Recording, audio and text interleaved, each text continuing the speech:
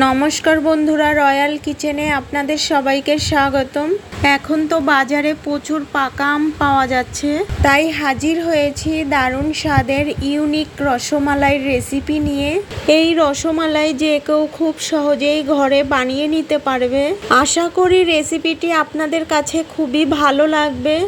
যদি ভালো লাগে লাইক, শেয়ার, সাবস্ক্রাইব করে আমার পাশে থাকার অনুরোধ রইল।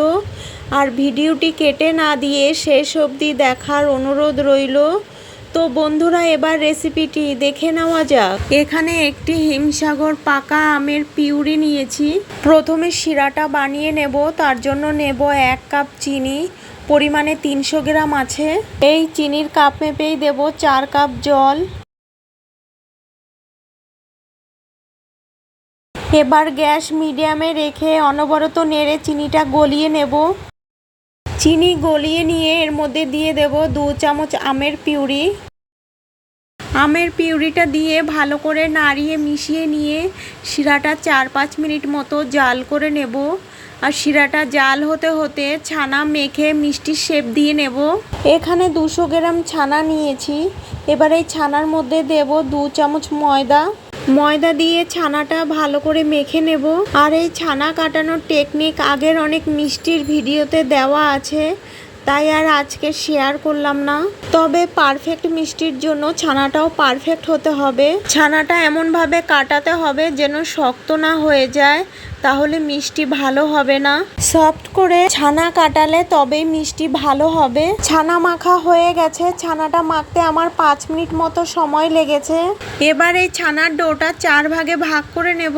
এবার একটা ডো নিয়ে গোল করে হালকা একটু লম্বা করে নেব। একইভাবে সবকটা শেপ দিয়ে নিয়েছি। আর এদিকে শিরাটা 5 মিনিট মতো জাল করে নিয়েছি।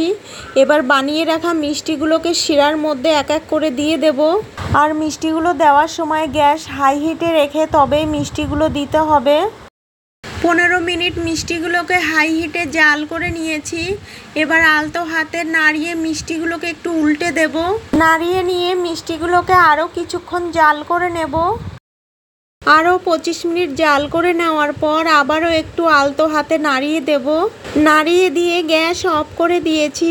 মিষ্টিগুলো হতে আমার 40 মিনিট মতো সময় লেগেছে। এবার মালাই বানানোর জন্য গ্যাসে কড়াই বসিয়ে 1/2 লিটার লিকুইড দুধ দিয়ে দেব। দুধটা আমি আমুল তাজা নিয়েছি। আপনারা চাইলে যে কোনো লিকুইড দুধ ব্যবহার করতে পারেন। এবার দুধটা জাল করে নেব। আর জাল করার সময় অনবরত নাড়তে হবে, নইলে দুধটা কড়াইতে লেগে যাবে। দুধটা হালকা গরম হলে এর মধ্যে দিয়ে দেব 1 বাটি গুঁড়ো দুধ, পরিমাণে 150 গ্রাম আছে। আপনারা গুঁড়ো দুধের পরিবর্তে কনডেন্স মিল্কও ব্যবহার করতে পারেন। এবার গুঁড়ো দুধটা দিয়ে ভালো করে লিকুইড দুধের সাথে মিশিয়ে নেব। খুব ভালো করে মেশাতে হবে যেন গুঁড়ো দুধের দলা না থেকে যায়। গুঁড়ো দুধ দেওয়ার কারণে মালাইটা খুব তাড়াতাড়ি ঘন হয়ে যাবে। গুঁড়ো দুধটা ভালো করে মিশিয়ে নেওয়ার পর মিডিয়াম গ্যাসে দুধটা 3 মিনিট মতো জাল করে নিয়েছি। এবার এর মধ্যে দেব 100 গ্রাম চিনি। গুঁড়ো দুধে অনেক মিষ্টি থাকে, তাই আমি 100 গ্রাম চিনি ব্যবহার করেছি। আপনারা আপনাদের পছন্দ মতো চিনিটা বাড়িয়ে বা কমিয়ে ব্যবহার করতে পারেন। চিনি দিয়ে দুধটা আরও 2 মিনিট জাল করে নেব। মালাইটা রেডি হয়ে গেছে। গ্যাস অফ করে নামিয়ে নিয়ে মালাইটা ঠান্ডা করে নেব। মিষ্টিগুলো একদম ঠান্ডা হয়ে গেছে। এবার শিরা থেকে মিষ্টিগুলোকে তুলে নেব। আর এদিকে মালাইটাও একদম ঠান্ডা হয়ে গেছে। এবার এর মধ্যে দিয়ে দেব আমের পিউরি। আর আমের পিউরিটা দেওয়ার সময় মালাইটা একদম ঠান্ডা করে নিতে হবে, নইলে দুধটা কেটে যাবে। আমের পিউরি দিয়ে ভালো করে নাড়িয়ে মিশিয়ে নেব। আমের পিউরি দিয়ে ভালো করে নাড়িয়ে মিশিয়ে নিয়েছি। মালাইটা একদম রেডি হয়ে গেছে। এবার মিষ্টিগুলোকে গোল পাতলা পিস করে কেটে নেব।